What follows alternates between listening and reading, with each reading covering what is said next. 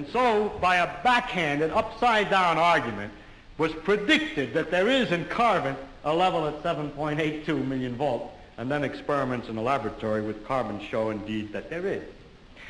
And therefore, the existence in the world of all these other elements is very closely related to the fact that there is this particular level in carbon. But the position of this particular level in carbon seems to us, after knowing the physical laws, to be a very complicated accident of 12 complicated particles interacting. So I wish to illustrate by this example that an understanding of the physical laws doesn't give you an understanding in a sense of understanding significance of the world in any way. The details of real experience are very far often from the fundamental laws. There are, in a way of speaking in the world, we have a way of discussing the world which you could call, we discuss it at various hierarchies or levels. Now, I don't mean to be very precise, there's a level, there's another level, and another level, but I will indicate by describing a set of ideas to you, just one after the other, what I mean by hierarchies of ideas. For example, at one end, we have the fundamental laws of physics. Then we invent other terms for concepts which are approximate, who have, we believe, the ultimate explanation in terms of the fundamental laws. For instance, heat. Heat is supposed to be the jiggling, and it's just a word for a hot thing is just a word for a mass of atoms which are jiggling. For that, fundamentally, we should think of the atoms jiggling. But for a while, if we're talking about heat, we sometimes forget about the atoms jiggling.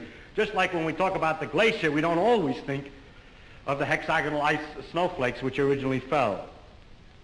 Another example of the same thing is a salt crystal. Looked at fundamentally, it's a lot of protons, neutrons, and electrons. But we have this concept, salt crystal, which carries a whole pattern already of fundamental interactions, or idea like pressure. Now, if we go higher up from this, in another level, we have properties of substances like refractive index, how light is bent when it goes through something, or surface tension, the fact that the water tends to pull itself together, is described by a number. I remind you that we have to go through several laws down to find out that it's the pull of the atoms and so on, but we still say surface tension, and don't worry when we're discussing surface tension of the inner workings, always. Sometimes we do, sometimes we don't. Go on, up in the hierarchy. With the water, we have the waves, and we have a thing like a storm. We have a word for storm, which represents an enormous mass of phenomena.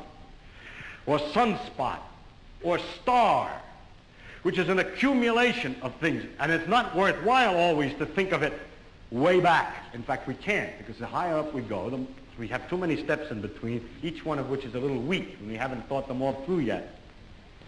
And we go up in this hierarchy of complexity, we get to things like frog, or nerve impulse, which you see is an enormously complicated thing in the physical world, involving an organization of matter in a very elaborate complexity. And then we go on, we come to things, words, and concepts like man, and history, or political expediency, and so forth, which is a series of concepts that we use to understand things at an ever higher level. And going on, we come to things like evil and beauty and hope. Now, which end is nearer to the ultimate creator, or the ultimate in this, or if I make a religious metaphor, which end is nearer to God? Beauty and hope, or the fundamental laws? I think that the right way, of course, is to say that the whole structural interconnections of the thing is the thing that we have to look at, and that the sequence of hierarchy, that all the sciences and all the efforts, not just the sciences, but all the efforts of intellectual kind, are to see the connections of the hierarchies is to connect beauty to history, is to connect history to man's psychology, the man's psychology to the working of the brain to the neural impulse to the chemistry, and so forth, up and down, both ways. And today we cannot, and there's no use making believe we can, draw carefully a line all the way from one end of this thing to the other. In fact, we've just begun to see that there is this relative hierarchy. And so I don't think either end is nearer to God's.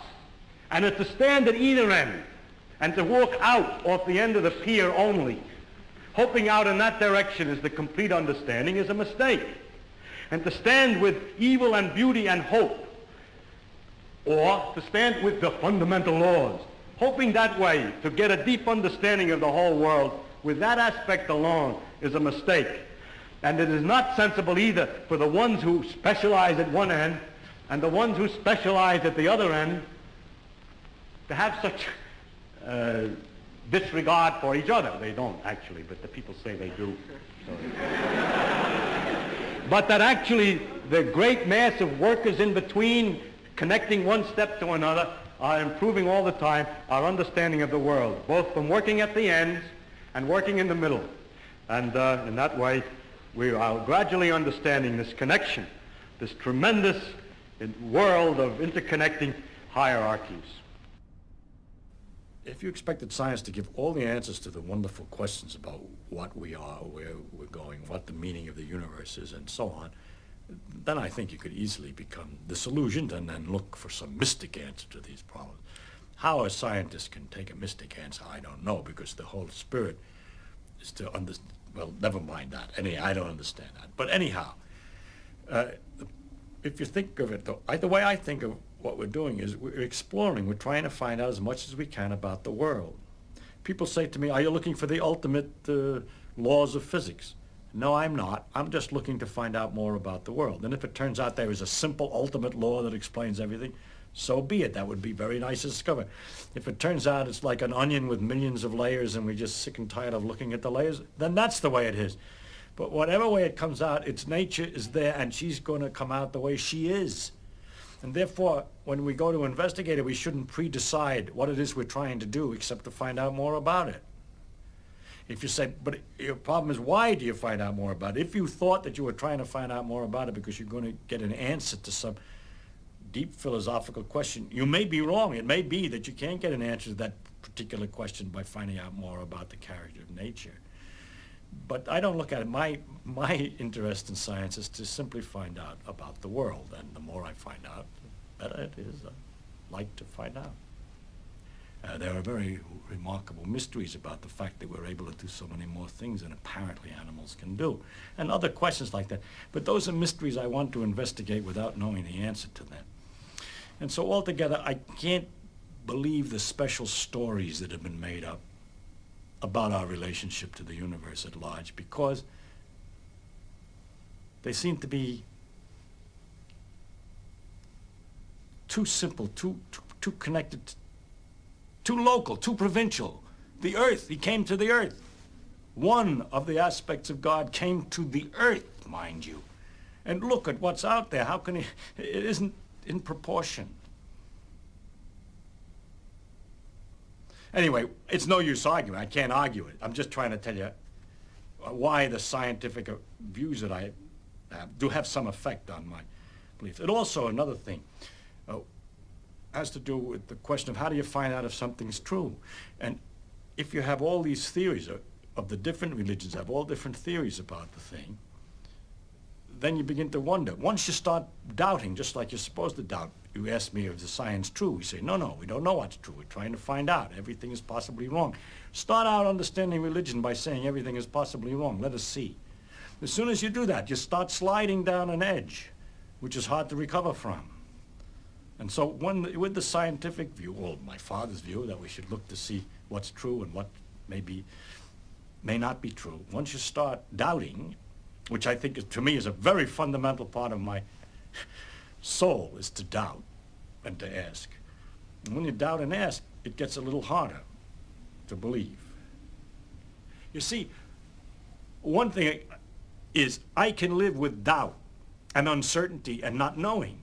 I think it's much more interesting to live not knowing than to have answers which might be wrong.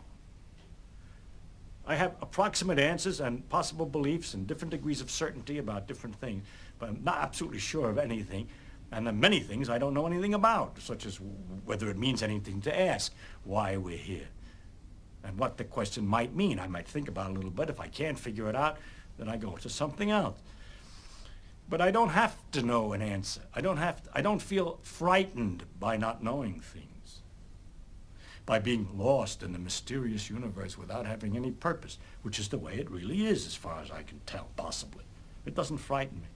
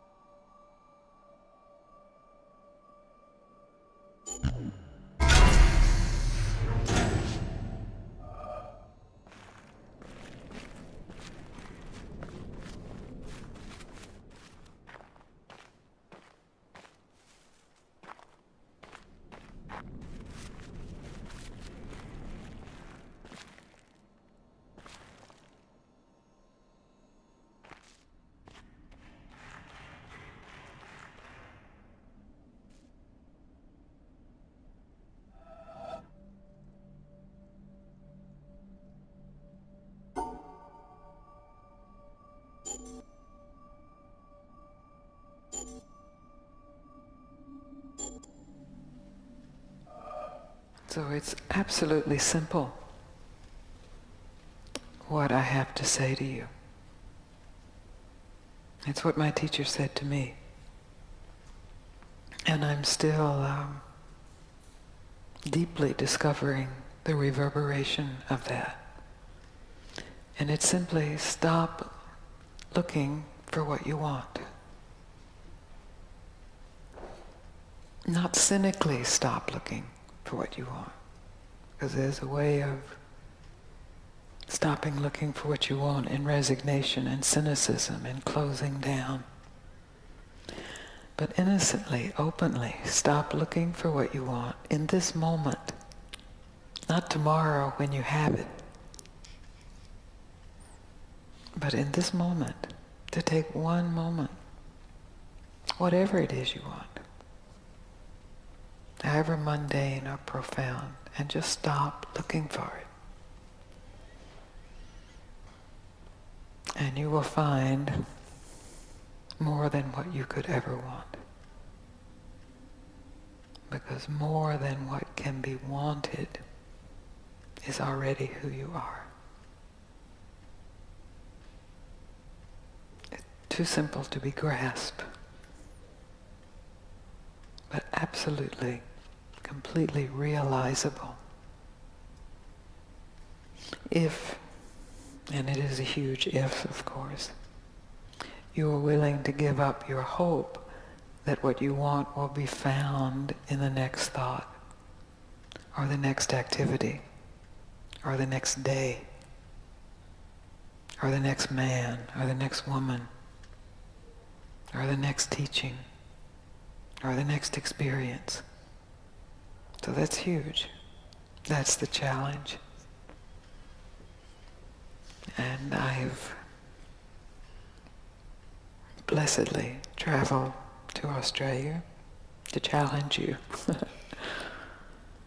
in that direction, that directionless direction.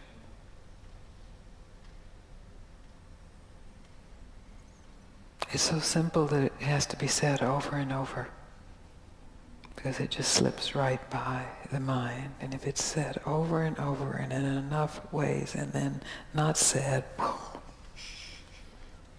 it can just be revealed. Not as something new, but as something absolutely fresh. Not new, but fresh. Who you are is not new, but it is always fresh. Who you think you are is old and dead. We just keep trying to think it a little better, squeeze some life.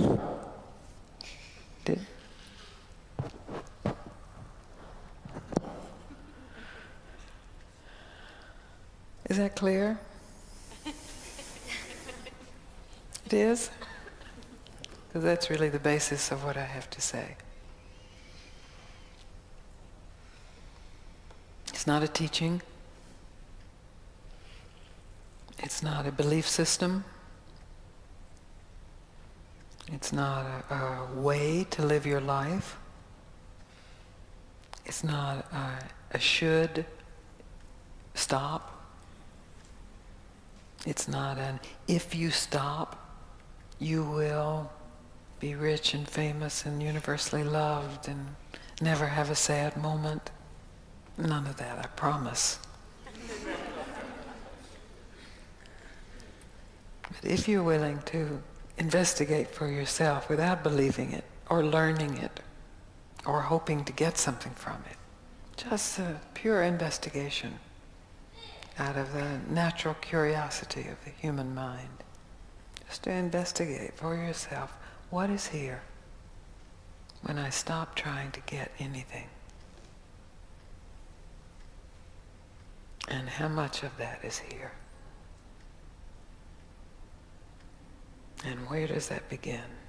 And where does that end? And then the question Am I willing to trust that? And then the challenges get very big. But we'll get to that later.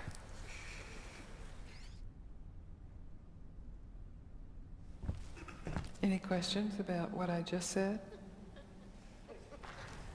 Want me to say it again? You already are everything you want, only maybe not in the way you imagine what you want. And it's that imagination itself that keeps you from discovering that you already are everything you want. So if you just take this evening as an experiment to give up any imagination, any image of what you need to be totally fulfilled, just give it up.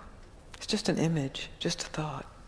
Maybe a spiritual thought, maybe a worldly thought, a relationship thought, a career thought. Just give it up. And directly discover what's here, unthought, unimagined. How's that? Good. Good.